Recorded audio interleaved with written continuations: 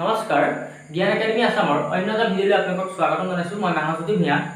আজি আমি ক্লাছ 10ৰ ত্ৰিকোণমিতি চেপ্টাৰৰ বিষয়ে আলোচনা কৰিম। ইয়াত চাওক মই কিবা লিখি থৈছোঁ যে ত্ৰি মানে তিনিটা, গণ মানে বাহু আৰু মেট্ৰন মানে মাপ। চাওক ইয়াত ত্ৰিকোণমিতি তিনিটা ভাগ কৰা আছে। ত্ৰিকোণমিতিটো ক'ৰ ভাষা পৰা আহিছে? গ্ৰীক ভাষা পৰা আহিছে। বুজি পাইছেনে? ত্ৰিকোণমিতিটো কি হয়? কোণৰ কিছুমান যোগমাপৰ বিষয়ে বিষয়বস্তু ত্ৰিকোণমিতিটো। আৰু ত্ৰি মানে হল তিনিটা, গণ মানে হল বাহু আৰু মেট্ৰন মানে হল মাপ। বুজিছে নহয়? আৰু এতিয়া চাওক ত্ৰিকোণমিতিটো কি হল? আমাৰ কোণৰ বিষয়, হয়নে? এতিয়া চাওক মই এটা ৰেখা আঁকিলো, ৰেখাৰ নাম দিলো OX। বুজি পাইছেনে? OX আঁকিলো। এতিয়া O কি? শীৰ্ষবিন্দু। গতিকে মই ইয়াৰ পৰা আকৌ এটা ৰেখা এনেকৈ আঁকিলো, এডাল হৈ গল Y, এডাল হৈ গল X, এডাল হ'ল Y। গতিকে আমাৰ কি এটা কোণ হৈ গল? XOY, XOY এটা কোণ হৈ গল, হয়নে? এতিয়া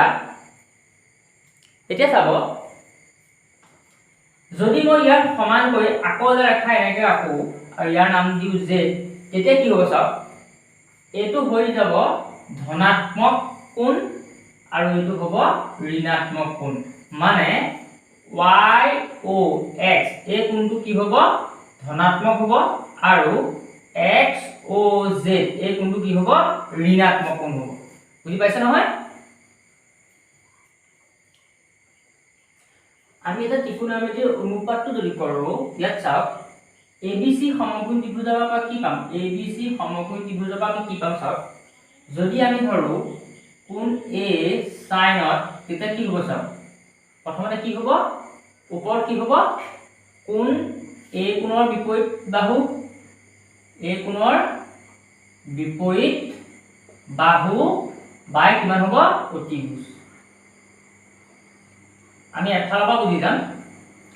A কোণৰ বিপৰীত বাহু বাই অতিভুজ। A কোণৰ বিপৰীত বাহু মানে কিমান? A কোণৰ বিপৰীত বাহু মানে কিমান? BC বাই অতিভুজ মানে কিমান? AC, BC বাই AC, হয়নে?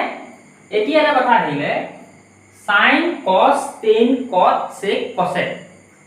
সাইনত যেটো হ'ব সেইটো cosecত উল্টা হ'ব। যদি আমি এটা চাওঁ যে A cosec, cosecত কি হ'ব? কি হ'ব? অতিভুজ বাই A কোণৰ বিপৰীত বাহু। এটা কি হ'ব? AC বাই BC হ'ব। বুজি পাইছেনে? তেতিয়া কি হ'ব? AC বাই BC হ'ব। এতিয়া চাওক আমি সাইনটো আমি কেনেকৈ লিখিব পাৰো?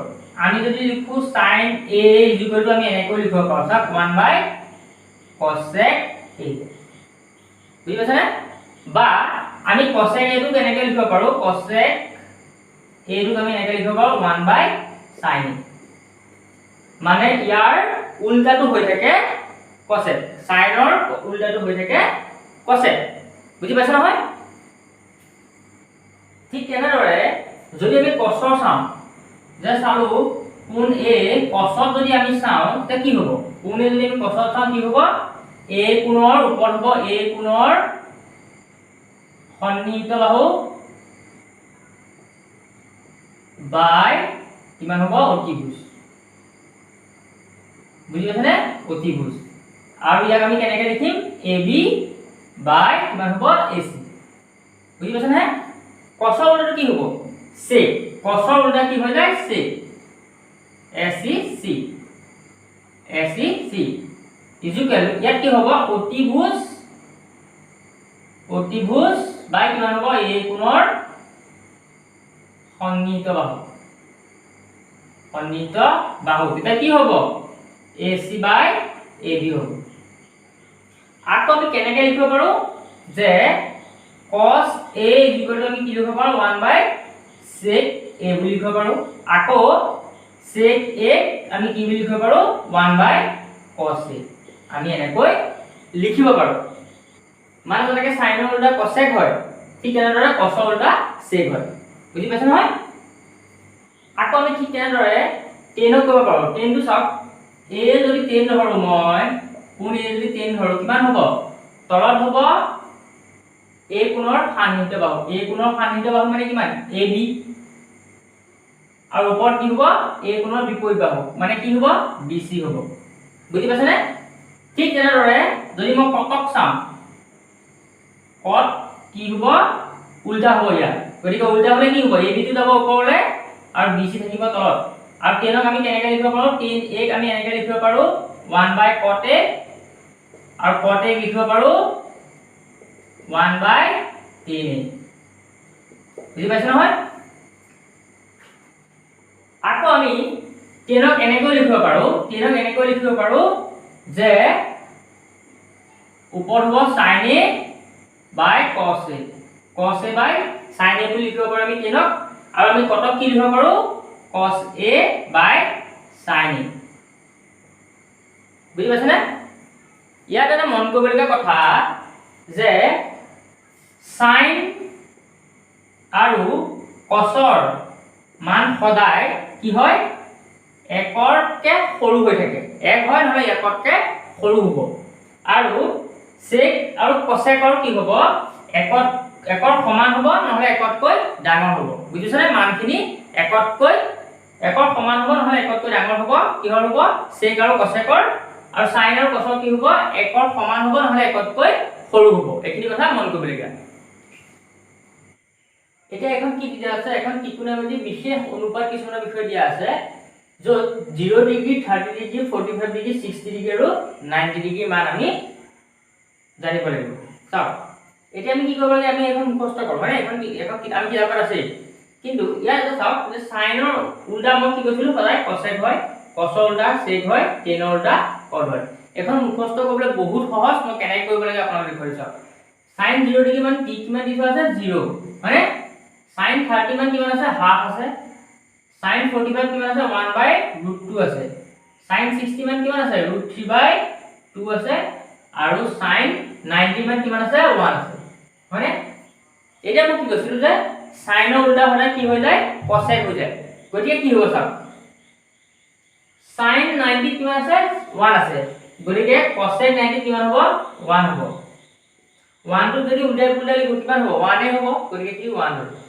তাৰ পিছত চাওক sin 60 কিমান আছে √3/2 আছে গতিকে cosec 60 কিমান হ'ব উল্টা হৈ যাব 2/√3 বুজি পাইছানে উল্টা হৈ যাব 2/√3 এতিয়া sin 45 কিমান আছে 1/√2 আছে cosec কিমান হ'ব √2 চাও √2/1 একে কথা গতিকে √2 এ লিখিছে √2 এ লিখা হয় 1 ৰ কোনো তলত ভ্যালু নাই তাৰ পিছত sin 30 কিমান আছে হাফ আছে গতিকে এটো কি হ'ব 1 ৰ কোনো ভ্যালু নাই গতিকে কি হ'ব 2 হ'ব sin 0 ডিগ্ৰী কিমান আছে 0 গতিকে cosec কিমান হ'ব ইনফিনিটি হৈ যাব এইটো মনত ৰাখিব লাগে 0 হলে ইয়াত কি হ'ব ইনফিনিটি ইয়াৰ পিছত চাওক আকৌ জানিব লগা চাওক sin ৰ উল্টা এটো cos কে উল্টা হ'ব কেনেকৈ চাওক sin ৰ কিমান আছে sin 0 কিমান হৈছে 0 গতিকে cos 90 কিমান হ'ব 0 হ'ব বুজি পাইছানে cos 90 কিমান হ'ব 0 তাৰ পিছত sin 30 কিমান আছে হাফ গতিকে cos 60 কিমান হ'ব হাফ হ'ব বুজি পাইছে তাৰ পিছত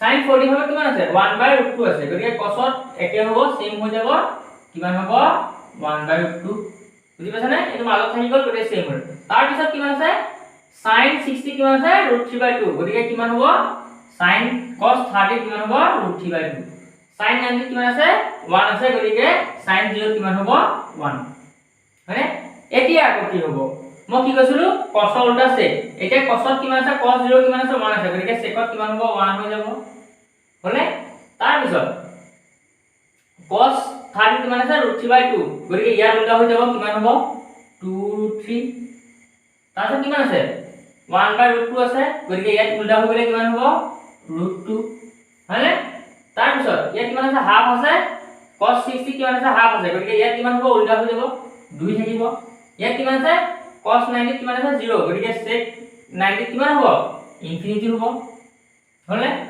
আকৌ এটা চাওক ইয়াত যেনেকৈ ক্ৰস হ'ল এতিয়া ইয়াত ক্ৰস হ'ল চাওক sec কিমান আছে sec 0 কিমান 1 গতিকে cosec 90 কিমান হ'ল 1 হলে তাৰ পিছত sec 30 কিমান হ'ল 2/√3 আৰু cosec কিমান হ'ল cosec 60 2/√3 sec 45 কিমান হ'ল √2 cosec 45 কিমান হ'ল √2 সেম sec 60 কিমান হ'ল 2 আৰু cosec 30 কিমান হ'ল 2 sec 90 কিমান হ'ল ইনফিনিটি cosec 0 কিমান হ'ল ইনফিনিটি উল্টা বুজি পাইছা নহয় এতিয়া আমি জানিব লাগিব 10 ৰ ভাগৰ বিষয়ে এতিয়া আমাৰ 10 ত কি আছে 10 0 ডিগ্ৰী কিমান হ'ব 0 হ'ব 10 30 কিমান হ'ব 1/√3 হ'ব মানে 10 45 কিমান হ'ব 1 হ'ব 10 60 কিমান হ'ব √3 হ'ব আৰু 10 90 কিমান হ'ব ইনফিনিটি এটা ইয়াৰ উল্টাটো কি হ'ব